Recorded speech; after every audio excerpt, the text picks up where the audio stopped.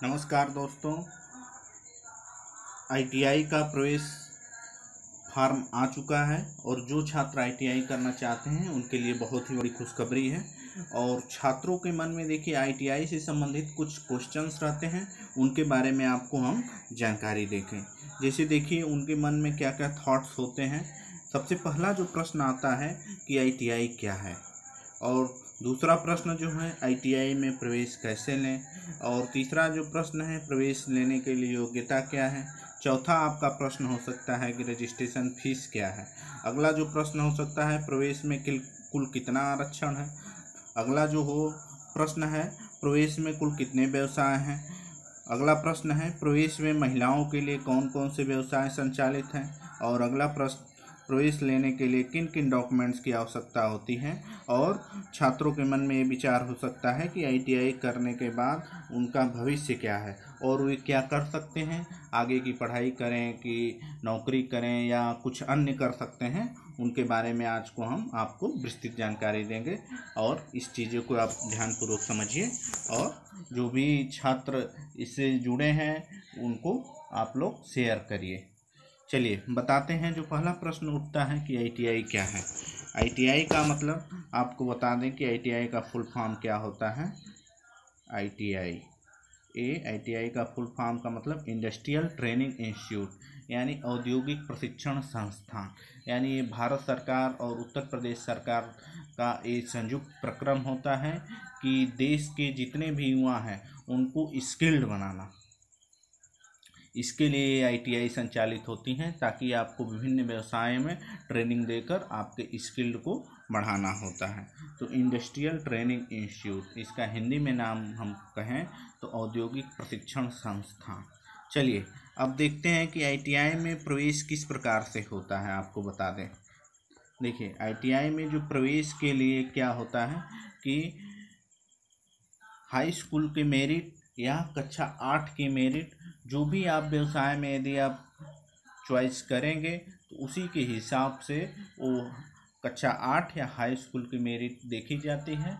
और आपका जितना प्रतिशत रहेगा और जिस कट ऑफ बनेगा पूरे प्रदेश का, यदि उस आप कट ऑफ में आएंगे तो आपको एक संस्थान अलॉट किया जाएगा जिससे आपका प्रवेश हो जाएगा। तो देखिए आपको बता दें कि प्रदेश में प्रवेश के लिए कुल 310 राजकीय औद्योगिक प्रशिक्षण संस्थान तथा 2515 निजी औद्योगिक प्रशिक्षण संस्थान स्थापित है। ये 2019 का डाटा है, आगे पीछे ही थोड़ा सा इधर उधर हो सकता है लेकिन लगभग यही है। और जो कुल सीटें हैं देखिए आपके गवर्नमेंट में 1,21,811 सीटें तथा निजी में 2,90,007 सीटें उपलब्ध हैं। तो ये आपकी तो सीटें की बात हो गई। चलिए अब आपको आगे बता दें कि न्यूनतम अर्हता क्या रखी जाती है, यानी प्रवेश लेने के लिए योग्यता क्या है। तो आपको बता दें कि 8वां तथा हाई स्कूल है। कुछ ऐसे व्यवसाय हैं जिसमें कक्षा 8 उत्तीर्ण माना जाता है, लेकिन कुछ ऐसे व्यवसाय हैं जिसमें आपकी योग्यता हाई स्कूल रखी जाती है। चलिए आयु सीमा आपको बता दें कि आयु कितना होना चाहिए। तो आयु 14 वर्ष, यानी 1 अगस्त 2020 को अभ्यर्थी की आयु जो हो 14 वर्ष से कम नहीं होना चाहिए। इसमें क्योंकि ये इंडस्ट्रियल ट्रेनिंग इंस्टीट्यूट है तो इसलिए 14 वर्ष से ऊपर के ही छात्रों को लिया जाता है इसमें प्रवेश। और अधिकतम आयु की कोई नहीं, जब चाहे व्यक्ति आप सीख सकता है। चलिए आपको बता दें प्रवेश पंजीकरण शुल्क। तो ये जो 2019 के लिए प्रवेश पंजीकरण शुल्क था वही आपके 2020 के लिए भी है। और सामान्य एवं पिछड़ा वर्ग के लिए 250 रुपये है। अनुसूचित जाति एवं अनुसूचित जनजाति यानी SC और ST के लिए जो 150 रुपये का आपका ये प्रवेश शुल्क लगता है। चलिए आगे बात करते हैं कि फॉर्म को भरना कैसे। फॉर्म भरने के लिए आप SCBT UP साइट है हमारा, नोट कर लीजिए कि SCBTUP.in पर आप लॉगिन करेंगे तो उसमें एक मोबाइल नंबर आपका मांगेगा।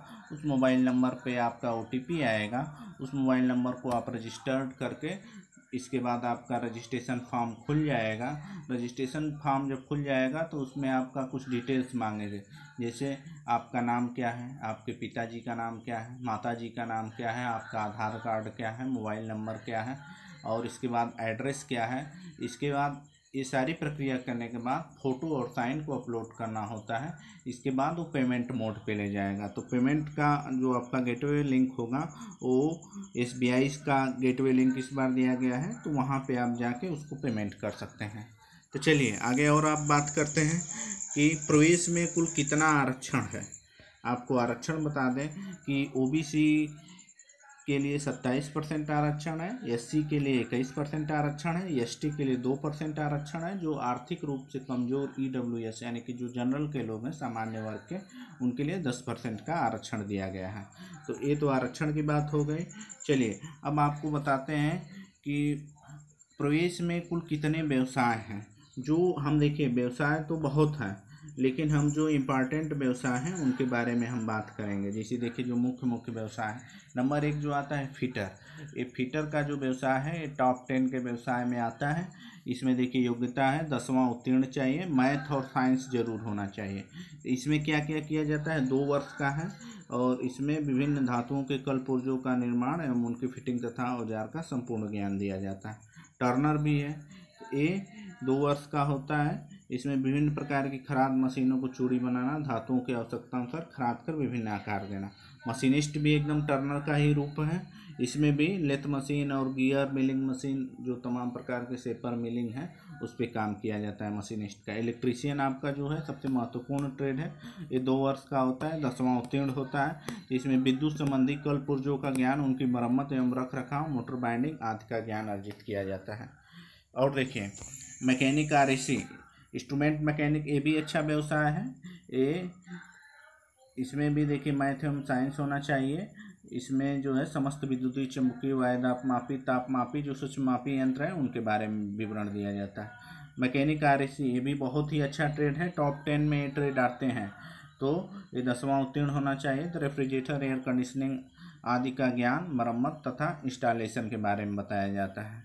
ये देखिए इसके बाद ये भी सारे ट्रेड्स हैं, तो ये उतने महत्वपूर्ण नहीं है। जो मैं जो ट्रेडों को बता रहा हूँ उसी पे आप फोकस करिए। ड्राफ्ट्समैन मैकेनिकल, ये भी अच्छा ट्रेड है। इसमें भी 10वां उत्तीर्ण चाहिए। इसमें यांत्रिक पुर्जों तथा मशीनों का आकार का नाप ड्राइंग शीट पर बनाना, उसका ब्लूप्रिंट बनाना होता है। ड्राफ्ट्समैन सिविल क्या है, 2 वर्ष का ये व्यवसाय है। इसमें 10वां उत्तीर्ण केवल होना चाहिए, मैथ एवं साइंस नहीं रहेगा तब भी चलेगा। तो भवन, पुल आदि का आकार व नाप के ड्राइंग शीट पर बनाना तथा उसका ब्लूप्रिंट पढ़ना होता है। सर्वेयर 1 वर्ष का ये ट्रेड है, ये भी बहुत ही अच्छा ट्रेड है, 10वां उत्तीर्ण है।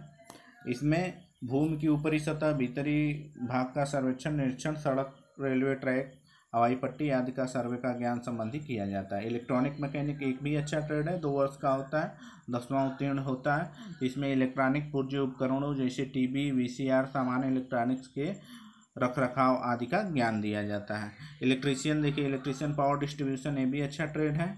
तो इसमें 10वां उत्तीर्ण होना चाहिए, मैथ एवं साइंस होना चाहिए। तो इसमें विद्युत संबंधी कल पुर्जों का ज्ञान, उनकी मरम्मत, रख रखाव, ट्रांसफार्मर आदि का ज्ञान किया है। मैकेनिक मोटर व्हीकल, ये भी बहुत ही अच्छा ट्रेड है, 2 वर्ष का है, 10वां उत्तीर्ण है।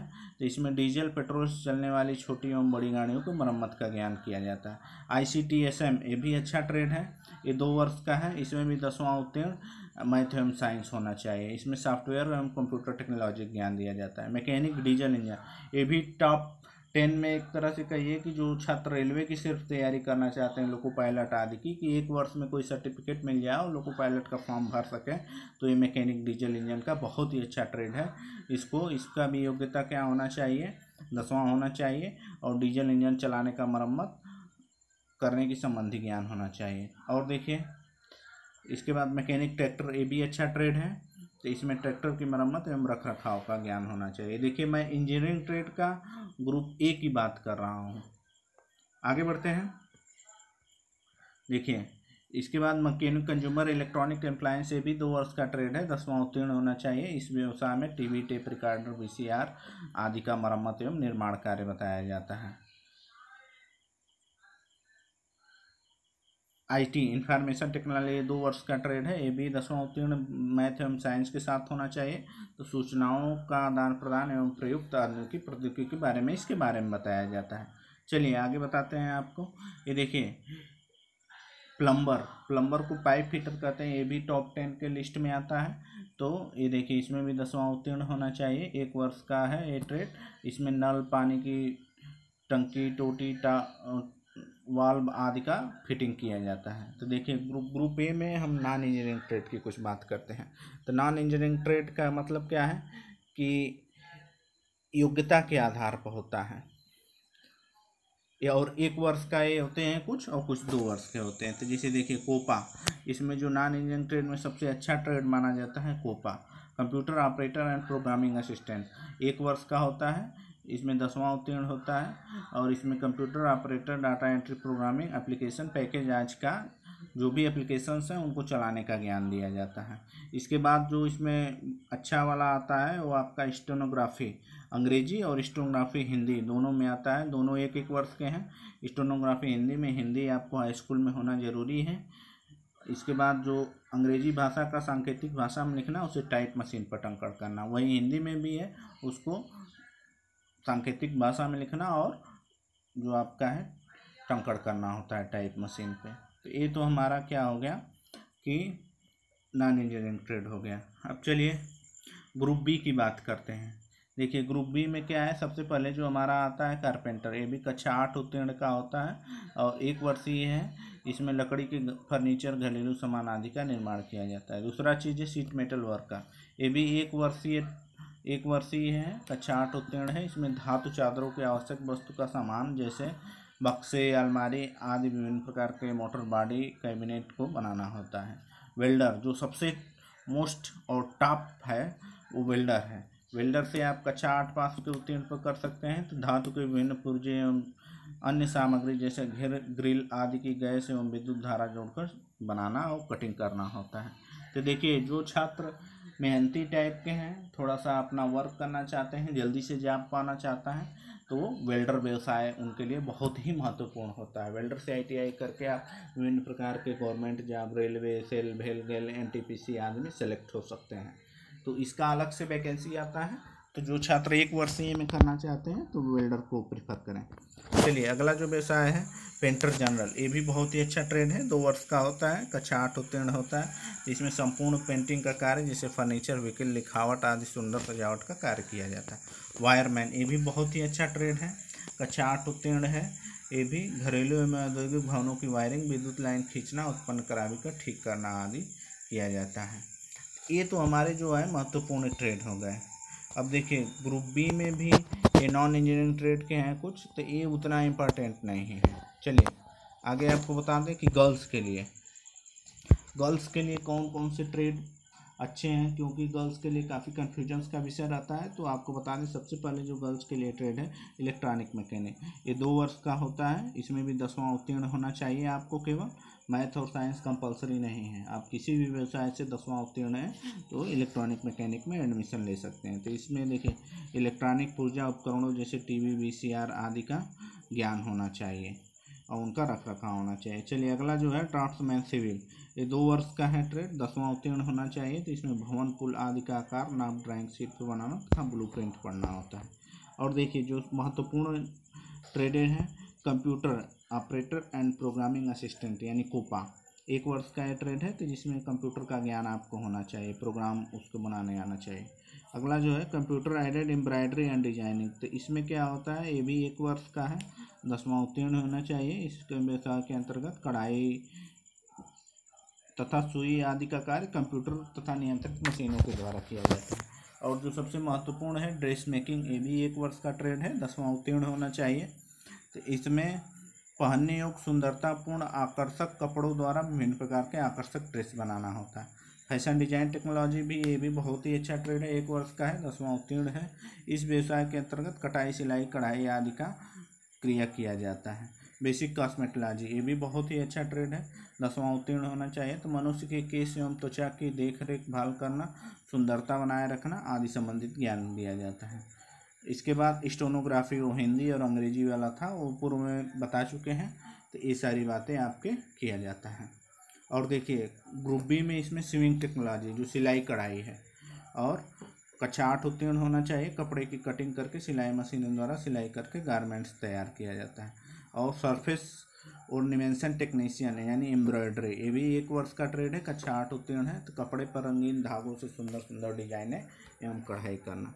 तो ये तो हमारी बातें हो गई कि महिलाओं के लिए संचालित हैं इतने व्यवसाय। आगे चलते हम बताते हैं कि प्रवेश लेने के लिए किन किन डॉक्यूमेंट्स की आवश्यकता होगी। तो जो सबसे पहला चीज़ है आपका, वो हाई स्कूल का सर्टिफिकेट होना चाहिए। आपको बता दें कि प्रवेश के समय क्या क्या चीज़ होना चाहिए। नंबर 1 जो बातें होगी वो हाई स्कूल का सर्टिफिकेट हो। यदि कोई ग्रुप बी में लेना चाहता है तो क्लास 8th का भी सर्टिफिकेट आपको ज़रूरी रहेगा। दोनों चाहिए, 8th और हाई स्कूल का, क्योंकि जो हाई स्कूल में आपका नाम और डेट ऑफ बर्थ है वो सारी चीज़ें 8th में भी रहेगा। तो ये उस समय ग्रुप बी में एडमिशन के लिए ये दोनों सर्टिफिकेट की ज़रूरत पड़ती है। चलिए, अब दूसरा चीज़ जो है वो क्या चाहिए, आधार कार्ड आपका चाहिए। तीसरा का जो चीज़ है हमें क्या चाहिए, फ़ोटो चाहिए, आपका एक फ़ोटो होता है। चौथा जो चीज़ है साइन चाहिए। यदि आपका सिलेक्शन हो जाता है, यदि आप कट ऑफ मार्क में आ जाते हैं, तो सारी चीज़ें डॉक्यूमेंट चाहिए। तो आपको वहाँ पे जाति प्रमाण पत्र चाहिए जो कि 1 साल के अंदर का होना चाहिए। बहुत ऐसे छात्र हैं जो इनकी जानकारी नहीं रहती है कि क्या सर क्या क्या डॉक्यूमेंट्स होता है, जाति प्रमाण पत्र होता है तो क्या होता है। तो जाति प्रमाण पत्र यदि आवेदन जिस दिन आप आवेदन कर रहे हैं उसके कुछ दिन बाद से आप बनवा लीजिए, क्योंकि एडमिशन से पूर्व का ही 1 साल के अंदर का जिस टाइमिंग एडमिशन होगा उस डेट से आपका 1 साल के अंदर का होना चाहिए। तो ये बहुत ही महत्वपूर्ण बातें हैं, तो इसको आप नोट करके रख लीजिए कि तुरंत किसी भी आप सहज जन सेवा केंद्र से उत्तर प्रदेश सरकार का जाति बनवा लेंगे। यदि जो अदर स्टेट के छात्र हैं तो उनको सामान्य वर्ग में भरने की ज़रूरत पड़ेगी, उसके लिए आपको जाति प्रमाण पत्र की ज़रूरत नहीं पड़ेगी। ये तो बातें हो गई आपका उसका। चलिए आपको बताते हैं कि ITI करने के बाद आप क्या क्या कर सकते हैं। तो आपको बता दें कि ITI करने के बाद आपको सरकारी प्रतिष्ठानों में जैसे railway, army, navy, air force, PWD, सिंचाई विभाग, व्यावसायिक शिक्षा विभाग, प्रावधिक शिक्षा विभाग में रोजगार आपको मिलते हैं। और यदि कोई छात्र अर्ध सरकारी या निगम या परिषद में जाना चाहता है तो भेल, गेल, UPPCL, NTPC, ordnance factory, HAL, ये इसमें रोजगार वो प्राप्त कर सकता है। चलिए, और प्राइवेट सेक्टर में जाना चाहेगा तो देखिए टाटा मोटर्स हो गए, Maruti Suzuki, Honda, Skoda, Reliance, Aditya Birla, L&T, ITC, Mahindra and Mahindra, Jindal, Wipro, Infosys, Videocon में रोजगार के अवसर उपलब्ध होते हैं। और कोई छात्र स्वरोजगार करना चाहे तो उसके द्वारा भारत सरकार एवं उत्तर प्रदेश सरकार द्वारा विभिन्न प्रकार के लोन दिए जाते हैं, जिससे कि वो अपना सर्टिफिकेट लगा के और जो भी चीज़ें हैं डॉक्यूमेंट्स उसको वैलिड तरीके से लगा के वो सरकार की सहायता से वित्तीय सहायता प्राप्त कर सकता है, अपना स्वरोजगार कर सकता है। तो ये चीज़ें आपका हो गया। और यदि किसी भी छात्र को किसी भी प्रकार का कन्फ्यूजन रह रहा है कि वो देखिए इसमें जो प्रवेश होगा, आपको बता दें कि इसमें एक प्राइवेट मांगेगा और एक गवर्नमेंट उसमें चूज करने के लिए फॉर्म में आएगा। तो जो छात्र प्राइवेट से ITI करना चाहते हैं तो वहाँ प्राइवेट किसी संस्थान में अपना जाके, चाहे जो जहाँ पर उनके नज़दीकी संस्थान है, या हमारे नंबर पे कांटेक्ट करके 9598870261, तो इससे आप उसकी फ़ीस पता कर सकते हैं कि सभी संस्थान जो गवर्नमेंट के जो फीसें हैं वो काफ़ी कम हैं, और जो सरकारी जो प्राइवेट संस्थान है उनका फीसें जो है वो सरकार द्वारा निर्धारित है। 1 साल का यदि वो ग्रामीण क्षेत्र में आपका कॉलेज है तो उसका जो फीस है 16,500 रुपये है, और जो यदि शहरी क्षेत्र में है तो उसका 17,500 रुपये पर ईयर के हिसाब से फीस लेते हैं। और यदि वो गवर्नमेंट कॉलेज है तो गवर्नमेंट कॉलेज की फ़ीस काफ़ी कम है, 40 रुपये पर मंथ लिया जाता है। और कुछ संस्थान ऐसे हैं कि अपना जो भी है वो पता करके आप उसमें फ़ीस का अपना उससे पूछ सकते हैं कि वो फ़ीस क्या ले रहे हैं। तो देखिए, आपको बता दें कि जो छात्र किसी भी प्रकार का यदि कन्फ्यूजन है तो हमारे नंबर पर संपर्क कर सकते हैं, और जो भी आपका कन्फ्यूजन्स होगा मैं उसको दूर करने का प्रयास करूंगा, और विभिन्न प्रकार के जो बातें हैं मैं आपको बताने का प्रयास करूंगा ताकि आपका जो भी कन्फ्यूजन्स है वो सारी दूर हो सके। तो मैं सभी छात्रों से आग्रह करूंगा कि वो मेरे कांटेक्ट नंबर पर संपर्क करें प्रवेश लेने से पूर्व एक बार, ताकि जो भी आपका कन्फ्यूजन है मैं उसको दूर कर सकूं और आपको एक सही दिशा की ओर ले जाऊं, ताकि आप अपने जो भविष्य है वो आपका उज्जवल हो सके। तो इस वीडियो को आप लोग शेयर करिए, और जो भी छात्र आईटीआई करना चाहते हैं, आईटीआई करने के बाद वो क्या करें क्या ना करें, वो मैं आपको गाइडेंस देता रहूँगा। ये देखिए, एक तरह से हमारे तरफ से जो भी है आपको 100% आपको मार्गदर्शन करने का प्रयास करूँगा, ताकि आपका भविष्य उज्जवल हो सके। और आप लोग इस जो भी आपके साथी हैं, क्योंकि ये फॉर्म आ चुका है जिसका आवेदन करने का जो तिथि है वो आपका 30/7/2020 से 23/8/2020 तक है, ताकि इसी के बीच में आप लोग भर लें, और किसी भी छात्र को समय से पूर्व ही भर लें, ताकि किसी भी छात्र को किसी भी प्रकार का दिक्कत का सामना ना करना पड़े। तो धन्यवाद। आप लोग इस वीडियो को देखिए, शेयर करिए, और जो भी छात्र आईटीआई करना चाह रहे हैं उनको ये ज़रूर बताएं कि अपना वो कहीं से भी हों, कहीं से बिलोंग करते हैं, उत्तर प्रदेश या अन्य स्टेट से भी हों, तो उनको ताकि आसानी से सुगमता का पता चल जाए। नहीं तो बहुत ऐसे छात्र होते हैं कि एडमिशन प्रक्रिया जब समाप्त हो जाती है तो हम लोगों के पास आते हैं कि सर ये बताइए क्या किया जाए, तो उनका ईयर जो है वो बर्बाद होने से बच जाएगा, और आप एक निश्चित कार्य को संपूर्ण कर सकेंगे। धन्यवाद। आपका दिन शुभ रहे।